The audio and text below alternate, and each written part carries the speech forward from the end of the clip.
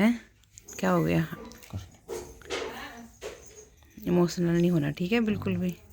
सब थोड़ा सा क्लियर दिख रहा है तुम्हें? थोड़ा सा क्लियर दिख रहा है। चलो ठीक हो जाएगा, टेंशन नहीं। तो दगड़ियों, आज सुबह का व्लॉग शुरू हो रहा है 10:30 बजे से, क्योंकि आज बहुत ही लेट हो गई थी। मैंने नहाई भी हूँ, तो अब इनको दवाई खिलाई, नाश्ता कराया और अब डाल रही हूँ आँखों में दवाई। तो पूछती हूँ उनको कैसे हैं ये। अनवी के पापा कैसे हो तुम? ठीक हो? थोड़ा ठीक लग रहा है अब? हाँ, आज बाहर ठंडा भी हो गया है थोड़ा ना, तो बिस्तर के ही अंदर ही लेटे रहो, ठीक है? हाँ, बाहर थोड़ा थोड़ा बारिश आ रही है। अभी मैंने अनवी को भी फ़ोन किया था, वो भी ठीक है। आँख खोलो ये वाली, वो भी ठीक है ना? तो बाकी अपना ध्यान रखो भाई। कुछ ठीक लग रहा तुम्हें? अब बस अब आज संडे है, कल सोमवार परसों मंगलवार को हमें दिखाना है, निकल जाना है फिर यहाँ से ना। तुम टेंशन मत लेना, घर में सब ठीक है, ठीक है? अभी बात हुई थी, ठीक है? जय श्री केदार दगड़ियों, मेरा नाम है प्रीति बुटोला और मेरे हस्बैंड का नाम है सुदर्शन बुटोला। दगड़ियों, आजकल आपको पता है कि मैं बहुत परेशान हूँ। मैं चंडीगढ़ में आ रखी हूँ आजकल। पीजीआई से उनका ट्रीटमेंट चल रहा है और बहुत सारे लोग मुझे कह रहे हैं कि आप एक ऋषिकेश एम्स से आपने इलाज क्यों नहीं चलाया, देहरादून से क्यों नहीं चलाया। तो वो सब मैं आपको आगे बताऊंगी। तो थोड़ा सी जीवन में परेशानियां आ गई हैं।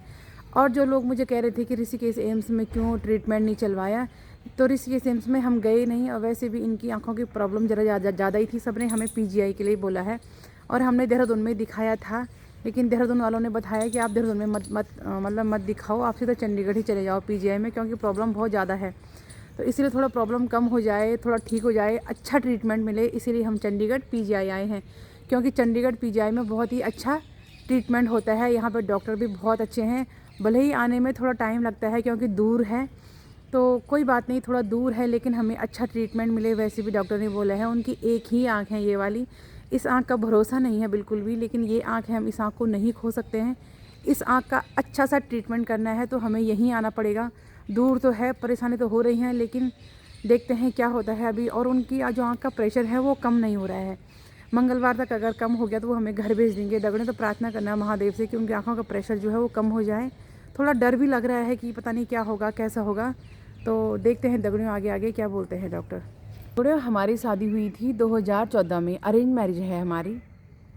तो उस समय, उससे पहले जिन लोगों के साथ रहते थे, मतलब हमारे तो मतलब सास ससुर मेरे थे नहीं, तो जिन लोगों के साथ ये रहते थे तो उनकी खूब गुलामी करते थे। उनका सारा काम करना, उनके ससुराल वालों का काम करना, यही इनका हमेशा दिनचर्या होता था। नौकरी चाकरी ये कुछ नहीं करते थे। जिस टाइम पे मेरी शादी हुई ना, ये कुछ भी काम नहीं करते थे। मेरी शादी ऑलमोस्ट झूठ बोल कर की गई थी। कुछ लोगों ने हमारे रिश्ते में बहुत झूठ बोला था कि लड़का ऐसा है वैसा है, ये करता है वो करता है, बहुत झूठ बोले गए। फिर मैं गरीब घर की थी, जब शादी के बाद पत्ते खुले, ये कोई भी इनके पास रोज़गार नहीं था। ये पार्टनरशिप में किसी के साथ टेंट का काम करते थे। इनका अपना कोई भी बिजनेस नहीं था। भले ही उन लोगों ने झूठ बोल कर इनकी शादी करा दी। उसके बाद दगड़ों, जब हमारी शादी हुई तो मैंने उस चीज़ को एक्सेप्ट किया। चलो कोई नहीं यार, बंदा अच्छा है, मतलब लड़का बहुत अच्छा है। अनबी के पापा वाकई में बहुत अच्छे थे। तो फिर उसके बाद इन पे अपनी जिम्मेदारियाँ पड़ी तो ये अपना काम करने लगे। मैंने इनको बोला भाई काम अपना होना चाहिए, इनफैक्ट थोड़ा पैसे आएंगे लेकिन अपने लिए होगा। फिर उन्होंने बैंक से लोन वगैरह निकाला और अपना काम शुरू किया।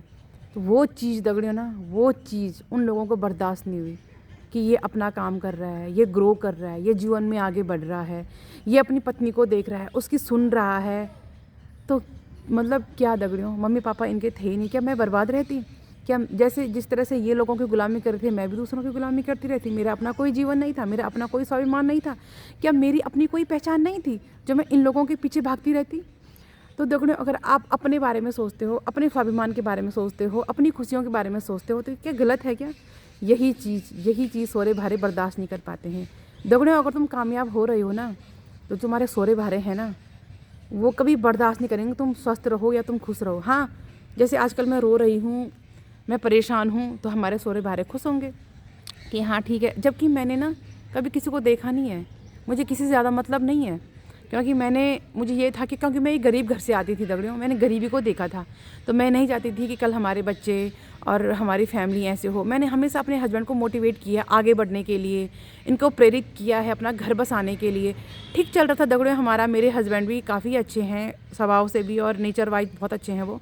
उन्होंने मेरी बातों को माना और अपनी फैमिली और अपने घर के परिवार के बारे में सोचा। बस यही उनसे गलती हो गई कि उन्होंने अपनी फैमिली के बारे में सोचा। हाँ, अगर वो दूसरों की फैमिली के बारे में सोचते, जिस तरह शादी से पहले थे वैसे ही रहते, तो शायद सिचुएशन अच्छी होती, लेकिन उन्होंने अपनी फैमिली के बारे में क्यों सोचा, ये चीज़ें शायद सही नहीं हुई। तो दगड़ियों, इंसान हमेशा एक जैसी नहीं रहता है, उसको हमेशा मतलब डिफरेंट प्रकार से सोचना होता है, अपनी परिवार भी देखना होता है। हमेशा इंसान दूसरों पर निर्भर नहीं रह सकता है ना। और मैं तो सच में कहूँ, मैं बहुत ख़राब हूँ। मतलब अगर मुझे किसी ने ये बोल दिया तू मेरा खा रही है, तू मेरे घर में रह रही है, तू मेरा कर रही है, तो मैं वो चीज़ें ना बर्दाश्त नहीं कर पाती हूँ। मैं चाहती थी मेरा खुद का घर हो, मैं खुद की कमाई खाऊँ। मेरे पे इतनी मुसीबत आई हुई है दगड़ियों, फिर भी मैंने लोगों से बोला मुझे पैसे नहीं चाहिए, कोई नहीं, मैं मेहनत करूँगी, खुद के पैसे चाहिए, खुद इंडिपेंडेंट होना है मुझे दूसरों पे डिपेंड नहीं रहना है, मुझे कभी नहीं रहना था। यही चीज़ उन लोगों को बर्दाश्त नहीं हुई। वो चाहते थे कि हम कुत्तों की तरह इसके पीछे टुकड़े फेंकें और ये खाए और हमारी गुलामी करें। ये चीज़ मुझसे नहीं हो पाई, इसीलिए शायद आज मैं ख़राब हूँ। हाँ हूँ, मुझे क्या मतलब दूसरों के लिए ख़राब, मैं अपने लिए अच्छी हूँ, अपनी फैमिली के लिए अच्छी हूँ। मैं अपने हस्बैंड से बहुत प्यार करती हूँ और मैं चाहती हूँ वो जल्दी अच्छे हो जाएँ। मेरे हस्बैंड दुनिया के सबसे बेस्ट और अच्छे हस्बैंड हैं। सच में मेरे पति बहुत अच्छे हैं, उन जैसे दुनिया में कोई नहीं है। शायद इसीलिए उन पे ऐसी नज़र लगी हुई है। हो जाएगा ठीक, मुझे इतना तो मुझे पता है, मैंने इतना बुरा भी नहीं किया है कि वो, मतलब मैंने कभी किसी का बुरा नहीं किया है। बाद में आज समझ गई हूँ, मेरी उम्र इतनी नहीं है अभी, मैं लगती हूँ बड़ी लेकिन इतनी बड़ी नहीं हूँ मैं। लेकिन मैंने एक चीज़ सीखी है कि जो ये सोरे भारे होते हैं ना, सबसे बड़े जहरीले नाग ना यही होते हैं। मेरी खुशियों पे इन्हीं लोगों की नज़र लगी है। मुझे नहीं था पता, मैं अनवी के पापा को कभी वीडियो में नहीं लाती, मुझे पता है कि उनके साथ क्या हुआ है। वो मेरे साथ अच्छे से रहने लग गए, अच्छे से, मतलब कैसे इसकी फैमिली आगे बढ़ रही है, कैसे ये खा रहे हैं, यही चीज़ कुछ लोगों को बर्दाश्त नहीं हुई। हाँ, वो दारू पीते, मुझे मारते कूटते, तब मस्त था, लेकिन मेरे हस्बैंड पे एक भी बिसिन नहीं थे, एक भी, मतलब न दारू न बीड़ी न कुछ भी नहीं है। वो इतने अच्छे इंसान, नेचर वाइज, बात करने में भी, हमारी लड़ाई झगड़ा भी इतना नहीं होता था। भले ही कुछ लोगों ने कोशिश की हमारे बीच में लड़ाई झगड़ा कराने की, लेकिन होता है ना कि भगवान सब देखते हैं। मेरी जीवन की कहानी दगड़े बहुत ख़तरनाक है, अगर मैंने कभी बता देना आप लोग सोच भी नहीं सकोगे मेरे साथ कितना कुछ हुआ है, कितनी गलत फहमियाँ हमारे बीच में ज़बरदस्ती पैदा की गई हैं। बोलूँगी एक दिन ज़रूर आपसे, ब्लॉग में ज़रूर शेयर करूँगी मैं अपनी कहानी। फिलहाल आप ब्लॉग में बने रहें और मुझे सपोर्ट करें दगड़ियों। और मेरी ये बात, अगर कोई गाली भी देना चाहे ना तो दे ले, मुझे फ़र्क नहीं पड़ता, कि सोरे भारे सबसे बड़े जहरीले नाग होते हैं, बस। हेलो पति देव जी, ठीक लग रहा तुम्हें? हैं? क्या हो गया? इमोशनल नहीं होना, ठीक है? बिल्कुल भी, सब ठीक हो जाएगा, ठीक है बाबू?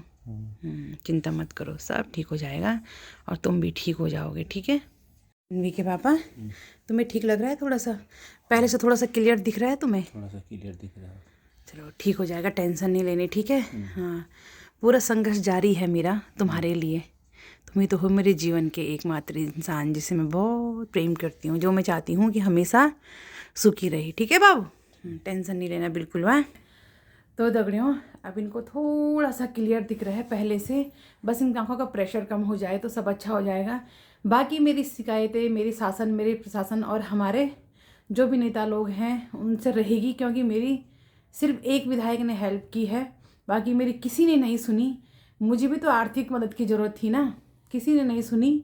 और जो मेरे कमाने वाला है वो ये है, आप देख रहे हो। खैर, अब तो मैं वोट कभी किसी को देने वाली हूँ नहीं, क्योंकि मेरी किसी ने मदद नहीं की है। तो अनवी पापा, अपना अब ठीक हो ना आप?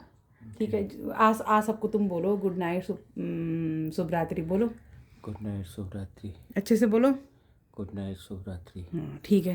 तो अब इतना ही थोड़ा बोलने लग गई हैं, क्योंकि बोलना भी ज़रूरी है यार, कब तक चुप रहना है ना। डॉक्टर ने बोला थोड़ा बोलना भी चाहिए, थोड़ा देखना भी चाहिए, तभी जाके थोड़ा सा रिलैक्स फील होता है। तो ठीक है दगड़ियों, मुझे सपोर्ट करना, like comment share subscribe my YouTube channel, please मेरी हेल्प करना इस बार, ठीक है दगड़ियों।